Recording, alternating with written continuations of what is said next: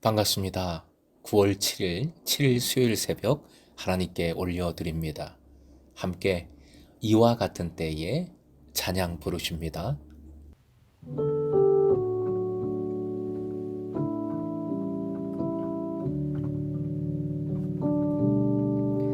이와 같은 때엔 난 노래하네 사랑을 노래하네 주님께 이와 같은 때엔 손 높이 드네 손 높이 드네 주님께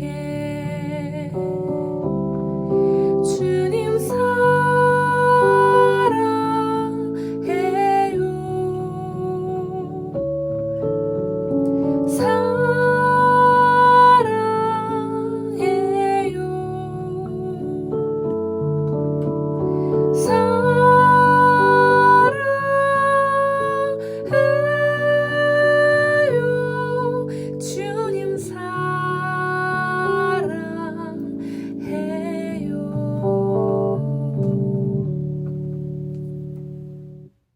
오늘 말씀 마태복음 3장 13절에서 17절까지입니다.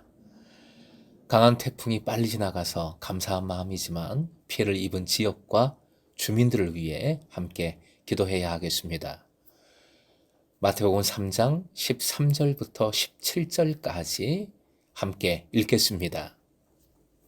예수께서 갈릴리로부터 요단강에 이르러 요한에게 세례를 받으러 하시니 요한이 말려 이르되 내가 당신에게서 세례를 받아야 할 터인데 당신이 내게로 오시나이까?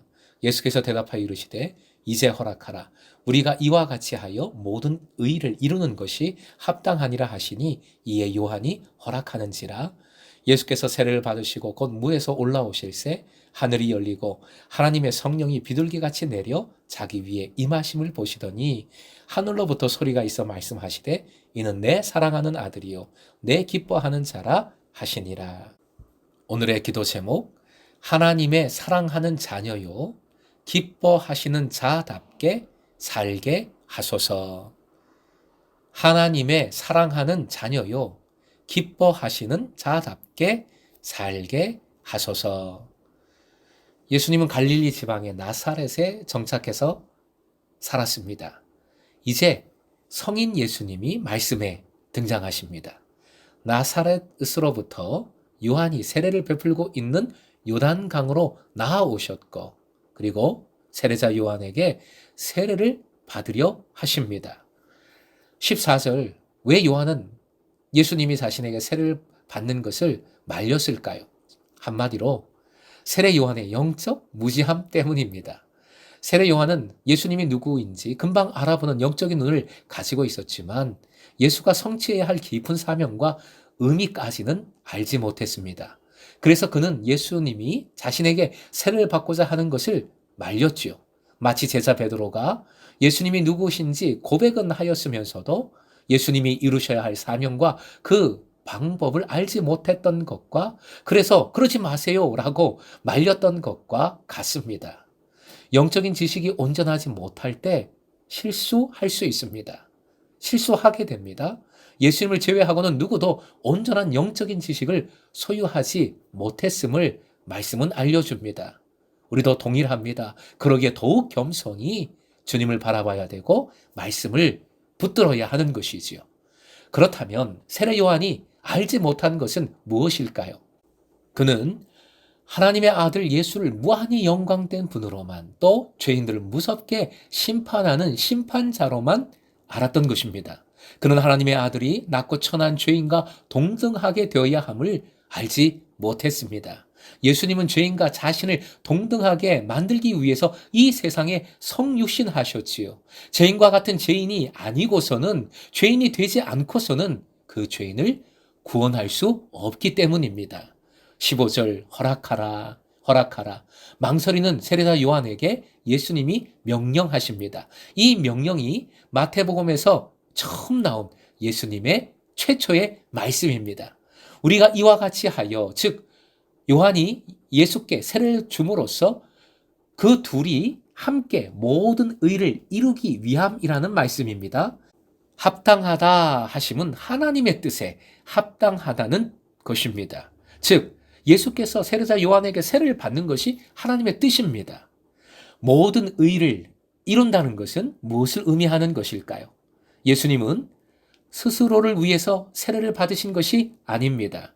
예수님은 그 자신을 위해서는 요한의 세례를 받을 이유도 필요도 없으셨습니다.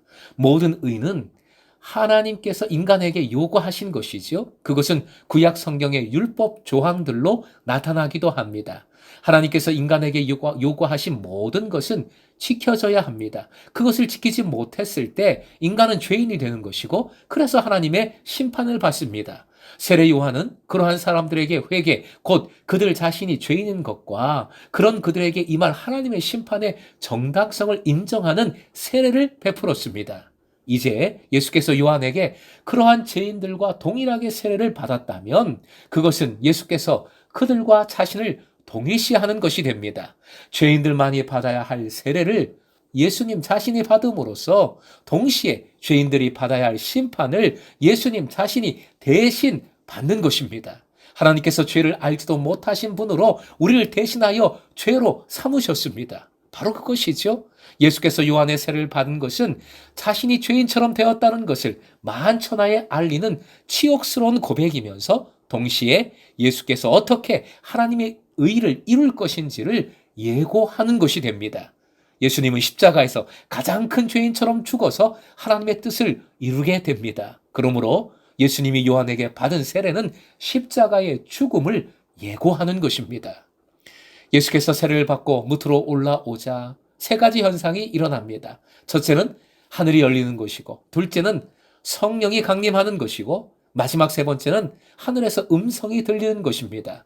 이는 하나님의 모든 의를 이루고자 하는 예수님의 순종에 대한 하나님의 응답이라고 할 수 있습니다. 예수께서 성령으로 잉태되었듯이 이제 성령과 불로 세례를 베푸는 공생에도 성령으로 되는 것임을 말씀은 보여줍니다. 하나님께 예수님은 누구신가? 하나님의 기쁨을 독차지하며 사랑을 받는 아들입니다. 하나님과 예수님 사이에 이러한 독특하고 유일해적인 깊은 관계가 하늘의 소리를 통해서 선포되고 있습니다. 사실은 매우 감격적인 장면이고 중요한 말씀입니다. 사랑하는 금성의 제자 여러분, 예수님은 이렇게 처음부터 주님의 사명을 기억하여 행하고 계십니다. 십자가의 죽음을 상징하는 세례를 사람으로부터 받고 계십니다. 죄인이 되어 죄인을 구원하시는 사명을 이렇게 보여주시는 거지요. 처음부터 보여주시고 계십니다. 우리에게 생명을 주시는 무한한 은혜입니다. 하나님의 목적에 순종하는 예수께 하늘이 열리고 성령이 임하셨으며 하나님의 음성이 주어집니다. 어떤 음성입니까?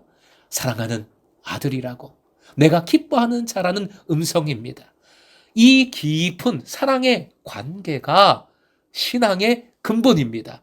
하늘이 열리고 금은보화가 쏟아졌으면 좋겠다. 그런 것 기대하지 마십시오. 하늘이 열리고 성령이 오시는 겁니다. 하늘이 열리고 우리가 하나님의 사랑받는 아들이요 기뻐하는 자 되게 하심에 감사하십시오. 금은보화보다 바로 주님의 사랑이, 주님의 기뻐하심이, 예수 그리스도 아들을 통한 구원의 주심이 비교도 할 수 없는 은혜요 영광임을 믿으시기 바랍니다. 사랑하는 금성의 제자 여러분, 오늘도 하나님의 사랑받는 자녀요 기뻐하시는 자녀임을 기억하여 당당하십시오. 기뻐하고 감사하십시오. 그리고 사람에게 세례 받으신 예수님처럼 우리도 낮아지십시다. 그리하여 하나님의 목적, 그 구원을 함께 이루는 하나님 나라의 동력자 다 되시길 주님의 이름으로 축원드립니다.